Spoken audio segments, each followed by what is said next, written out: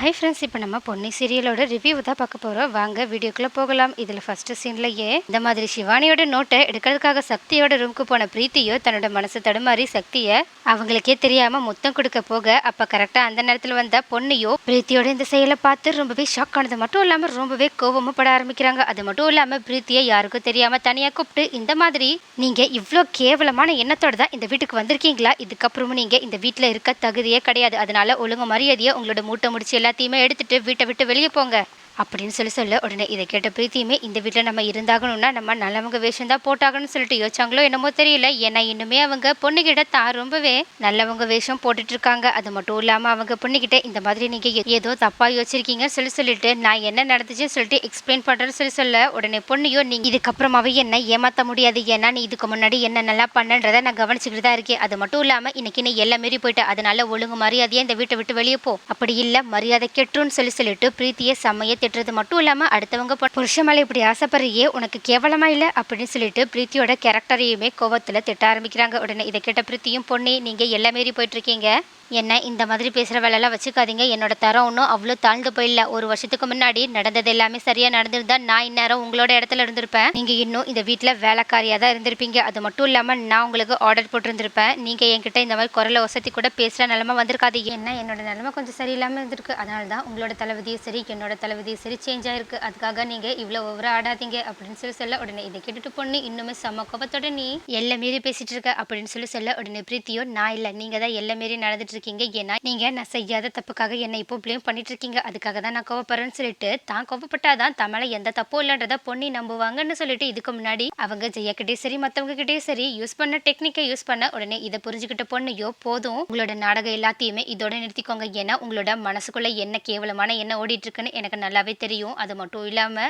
ஒருவேளை நீங்க மட்டும் இதுக்கு முன்னாடி நடந்த எல்லா விஷயத்தையுமே பேசாம நார்மலா எங்கிட்ட எதுவும் இல்லைன்னு சொல்லிட்டு சொல்லியிருந்தா கூட நம்பியிருப்பனோ என்னமோ. ஆனா இப்போ இங்க இந்த மாதிரி பழைய விஷயம் எல்லாத்தையுமே சேர்த்து பேசும்போது எனக்கு கன்ஃபார்மாக தெரிஞ்சிருச்சு உங்களோட மனசுக்குள்ள அவ்வளோ அழுக்கான எண்ணம் தான் ஓடிட்டுருக்கு அப்படின்னு சொல்லிட்டு நீங்கள் இந்த பொண்ணியோட இன்னொரு முகத்தை பார்த்ததில்லன்னு சொல்லி ரொம்பவே ஆத்திரப்பட உடனே பிரீத்தியோ பொண்ணியோட இந்த மாதிரி கோபத்தை பார்த்துட்டு கொஞ்சம் ஷாக் ஆகி தான் நிற்கிறாங்க. அது மட்டும் இல்லாமல் பொண்ணி ஒழுங்கு மரியாதையா இந்த வீட்டை விட்டு நீங்களே வெளியே போகிறீங்களா, அப்படி இல்லைன்னா நானே உங்களை கழுத்தை பிடிச்சி வெளியே தள்ளட்டுமான்னு சொல்லி கேட்க உடனே இதை கேட்டுட்டு பிரீத்தி என்ன சொல்கிறதுன்னு தெரியாமல் அப்படியே நின்றுட்டு இருக்கும்போது அப்போ கரெக்டாக அங்கே பொன்னியும் சரி பிரீத்தியும் சரி கொஞ்சம் கூட எதிர்பார்க்காதபடி சந்திரசேகரும் ஜெயாவும் வந்து நிற்கிறாங்க. அது மட்டும் இல்லாமல் அவங்களுக்கு பின்னாடியே கார்த்தியும் வர இதை பார்த்துட்டு பொன்னியோ என்ன சொல்கிறதுனே தெரியாமல் தயங்கி போய் நிற்க, அப்போ பிரீத்தியோ இதுதான் நமக்கு கிடைச்ச சரியான வாய்ப்புன்னு சொல்லிட்டு உடனடியாக ஜெயா கிட்ட போயிட்டு அழுது நாடகம் ஆட ஆரம்பிக்கிறாங்க. அது மட்டும் இல்லாமல் அவங்க ஜெயா கிட்ட இந்த மாதிரி பொண்ணியே என்ன இந்த வீட்டை விட்டு வெளியே போக சொல்லிட்டாங்கன்னு சொல்ல உடனே இதை கிட்ட ஜெயாவும் நான் நடந்தது எல்லாத்தையுமே பார்த்துட்டு தான் வரேன்னு சொல்ல உடனே பிரீத்தியோ பயத்தோட நீங்க எல்லாத்தையும் பார்த்தீங்களான்னு சொல்லி கேட்க உடனே ஜெயாவோ பிரீத்தி கிட்ட ஆமான்னு சொல்லிட்டு பொண்ணு கிட்ட போயிட்டு ஏன் பொண்ணி பிரீத்தியை இந்த வீட்டை விட்டு நீ போக சொல்ற, அது மட்டும் இல்லாமல் ஒருவேளை அவ போகலன்னா நீயே கழுத்தை பிடிச்சி வெளியே தள்ளிடுவேன்னு சொல்லிட்டு இருக்கியே, அப்படி பிரீத்தி என்னதான் தப்பு பண்ணா இங்க என்னதான் நடக்குது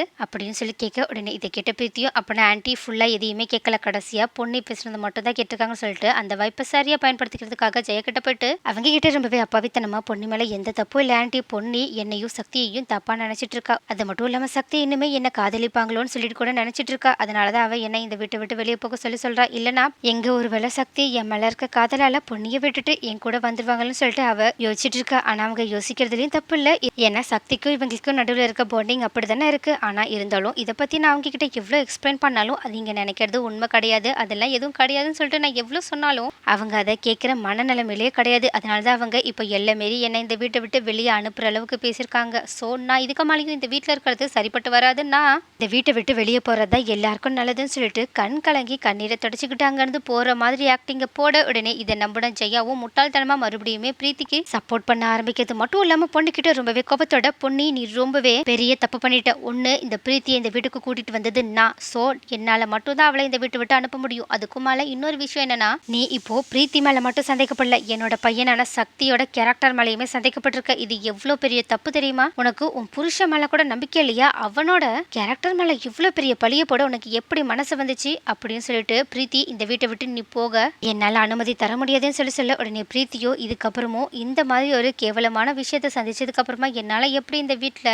எப்பவும் போல சகஜமாக இருக்க முடியும்னு சொல்லி கேட்க உடனே ஜெயாவும் நீ என் மேல மதிப்பு மரியாதையை வச்சிருந்தனா இந்த வீட்டுல இருந்துதான் ஆகணும்னு சொல்ல உடனே பிரீத்தியும் உங்களுக்காக நான் என்னோட அவமானம் எல்லாத்தையும் மறந்து இதே வீட்டுல இருக்க சம்மதிக்கிறேன் அப்படின்னு சொல்லிட்டு பொண்ணுகிட்ட தயவு செஞ்சு பொண்ணு இந்த விஷயத்த சக்தி முன்னாடி சொல்லி அவனையும் நீங்க தேவையில்லாம கஷ்டப்படுத்திடாதீங்க அப்படின்னு சொல்லிட்டு பொண்ணுகிட்ட சொல்லாம இந்த விஷயத்த சக்தி கிட்ட நீ சொல்லக்கூடாதுன்ற விஷயத்த சொல்லி மிரட்டிட்டு போக உடனே இதை புரிஞ்சுக்கிட்ட பொண்ணையும் என்ன சொல்லி எல்லார்கிட்டயுமே உண்மையை புரிய வைக்கிறதுன்னு தெரியாம ரொம்பவே அமைதியா நின்னுட்டு ரொம்பவே மனசுக்குள்ளேயே கஷ்டப்பட்டுட்டு இருக்க. அப்போ இதை பார்த்த ஜெயாவும் நீ ஏதோ தெரிஞ்சோ தெரியாமையோ இந்த தப்பு பண்ணிட்ட, இந்த ஒரு தடவை உன்னை மன்னிக்கிறேன், ஆனா நீ மறுபடியும் பிரீத்தி மேல இந்த மாதிரி ஒரு கேவலமான பழிய போட்டனா அதுக்கப்புறமா என்னோட பழைய கோவத்தை நீ சந்திக்க வேண்டியதா இருக்கும்னு சொல்ல உடனே இதை கேட்ட பொண்ணையுமே எதுவுமே பேசாம கண் கலங்கி அங்கே நின்னுட்டு இருக்க. சந்திரசேகரும் பொண்ணுகிட்ட வந்து ஜெயா போனதுக்கு அப்புறமா என்ன பொண்ணி உண்மையாவே நீ சொல்றது நிஜம்தானா? பிரீத்தி இன்னுமே சக்தி மேல ஆசைப்பட்டுட்டு தான் இருக்காளா? ஏன்னா எனக்கு கூட இதுக்கு முன்னாடி 2-3 விஷயத்துல பிரீத்தி மேல சந்தேகம் வந்திருக்கு. அதை கன்ஃபார்ம் பண்ணதான் நான் உங்ககிட்ட இதை பத்தி கேட்கறேன்னு சொல்றாங்க. அது மட்டும் இல்லாம பக்கத்துல நின்றுட்டு இருக்க கார்த்தியுமே ஆமா பொண்ணி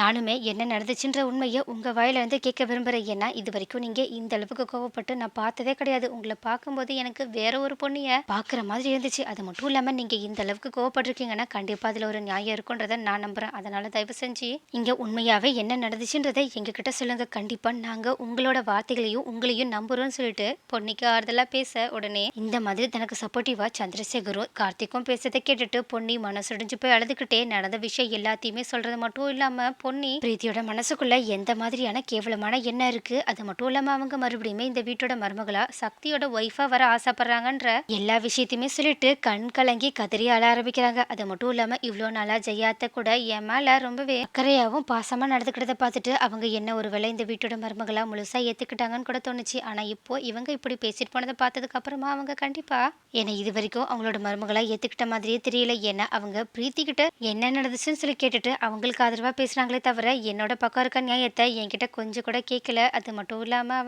அவங்களோட மனசுக்குள்ள பிரீத்திக்கு எந்த அளவுக்கு இடம் கொடுத்துருக்காங்களோ அதுல பாதி கூட எனக்கு கொடுக்கலையோன்னு தோணுதுன்னு சொல்லிட்டு மனசு விட்டு பிரீத்தி பண்ணதையும் ஜெயா பண்ணதையும் யோசிச்சு பார்த்துட்டு அழ ஆரம்பிக்க. அப்ப இதை பார்த்துட்டு ரொம்பவே மனசு வருத்தப்பட்ட கார்த்தியோ பொன்னிக்கு சப்போர்ட்டிவா பேசுறது மட்டும் இல்லாம நீங்க எதுக்கும் வருத்தப்படாதீங்க பொன்னி, கண்டிப்பா நாங்க நடந்த விஷயத்த கூடிய சீக்கிரம் சரி பண்ண பாக்குறோம். அது மட்டும் இல்லாம உங்களை முழுசா நாங்க நம்புறோம். நான் போய் ஜெயா கிட்ட நடந்த உண்மையை சொல்லி அந்த பிரீத்தியை இப்பவே வெளியே அனுப்புறேன் அப்படின்னு சொல்லிட்டு அங்கிருந்து கவுமா கிளம்ப உடனே அவங்கள தடுத்து நிறுத்தின பொன்னியோ தயவு செஞ்சு அதை மட்டும் பண்ணிடாதீங்க, எனக்கு அது இன்னுமே வருத்தத்தை தான் தரும் சொல்ல உடனே பொன்னியோட மனசுல இருக்கிறத புரிஞ்சுக்கிட்ட கார்த்தியோ சரி பொன்னி நீங்க சொல்ற பேச்ச நான் கேட்கறேன். அது மட்டும் இல்லாம இன்னும் கொஞ்ச நாள்ல ஜெயாவே அந்த பிரீத்தியோட மனசுக்குள்ள உண்மையாவே எந்த மாதிரி என்ன இருக்குன்றத புரிஞ்சுப்பா. அது மட்டும் இல்லாம இவ்வளவு நல்லா நம்ம எல்லாரையும் என்னையும் ஏமாத்தின அந்த பிரீத்தி கண்டிப்பா வருத்தப்பட்டு உங்ககிட்ட மன்னிப்பு கேட்கதா போறா. அதுக்கான ஏற்பாடையுமே நானே பண்ண போறேன்னு சொல்லிட்டு அங்கிருந்து கிளம்ப உடனே இதை பார்த்த சந்திரசேகரும் பொண்ணுகிட்ட ரொம்பவே ஆறுதலா பேச ஆரம்பிக்கிறது மட்டும் இல்லாம என்ன நடந்தாலும் சரி இந்த வீட்டோட மருமக நீதாமா, நீ தயவு செஞ்சு வருத்தப்படாம இருமா, எல்லாமே கூடி சீக்கிரம் சரியாயிடுன்னு சொல்லிட்டு வருத்தத்தோட அவங்க கிளம்பி போக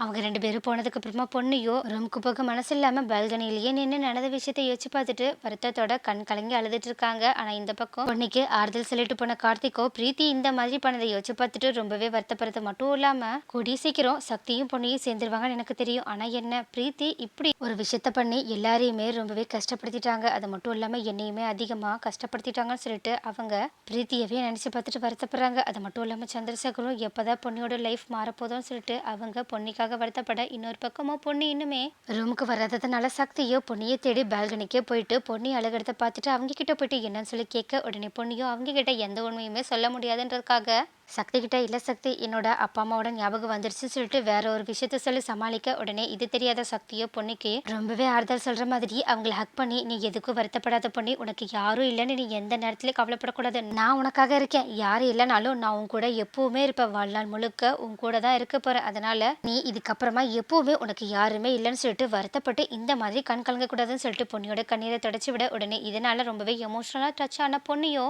சக்தியை ஹக் பண்ணி ரொம்பவே கஷ்டப்பட்டு நடந்த விஷயத்த யோசிச்சு பார்த்துட்டு அழுதுட்டு இருக்காங்க. சக்தியும் பொண்ணுக்கு ஆறுதல் சொல்லிட்டு இருக்காங்க. ஆனா இவங்க 2 பேருமே இப்படி ஹக் பண்ணி நின்றுட்டு இருக்கிறத தூரத்துல இருந்து பிரீத்தி பார்த்துட்டு செம்ம வில்லத்தனத்தோட நின்றுட்டு இருக்காங்க. அது மட்டும் இல்லாம சீக்கிரமா இந்த ஜெயாவை வச்சு இந்த பொண்ணைய வீட்டை விட்டு அனுப்பதான் போறேன், அது மட்டும் இல்லாம என்ன தைரியம் தான் இந்த பொண்ணு என்கிட்ட இந்த மாதிரி குரலை வசத்தி வீட்டை விட்டு என்னையே வெளியே போக சொல்லி இவ்வளோ தன்னா வெட்ட பேசியிருப்பா, அவ என்கிட்ட இந்த மாதிரி பேசினதுக்காக நிச்சயமா வருத்தப்படதான் போறா அப்படின்னு சொல்லிட்டு பொன்னியோட உண்மையான முகத்தை சக்தி கிட்ட சீக்கிரமா நான் காட்ட போறேன்னு சொல்லிட்டு யோசிச்சுட்டு வில்லத்தனத்தோட நின்றுட்டு இருக்காங்க. நெக்ஸ்ட் என்ன நடக்கும்? ஒரு பக்கம் என்னடானா கார்த்திக் பிரீத்தியோட உண்மையான முகத்தை எல்லாருக்குமே தெரிய வைக்க போறதா பொண்ணுகிட்ட சொல்லியிருக்காங்க. அது மட்டும் இல்லாம இன்னொரு பக்கம் பிரீத்தியோ பொண்ணையோ சக்தியையும் பிரிக்கிறதுக்காக செம்ம விளத்தனத்தோட யோசிச்சுட்டு இருக்காங்க. அது மட்டும் இல்லாம அவங்க அதுக்கு ஜெயாவுமே பயன்படுத்த போற மாதிரி யோசிச்சுட்டு இருக்க இந்த மாதிரி பிரீத்தியோட வலையில ஜெயா விழுவாங்களா, அவங்களே பொண்ணைய புரிஞ்சுக்காம விட்டு விட்டு அனுப்ப போறாங்களா, அப்படி இல்லைன்னா பிரீத்தியோட உண்மையான சுயரூபத்தை அவங்க கூடிய சீக்கிரம் தெரிஞ்சுக்க போறாங்களா. அது மட்டும் இல்லாம இந்த பக்கம் சக்தி தன்னை காதலிக்கிறாங்கன்ற விஷயத்த பொண்ணு எப்பதான் தெரிஞ்சுக்க போறாங்க, அதுக்கும் மேல பிரீத்தியோட சுயரூபத்தை சக்தி எப்பதான் தெரிஞ்சுக்க போறாங்க, இது எல்லாத்தையுமே நெக்ஸ்ட் வீடியோல பார்க்கலாம்.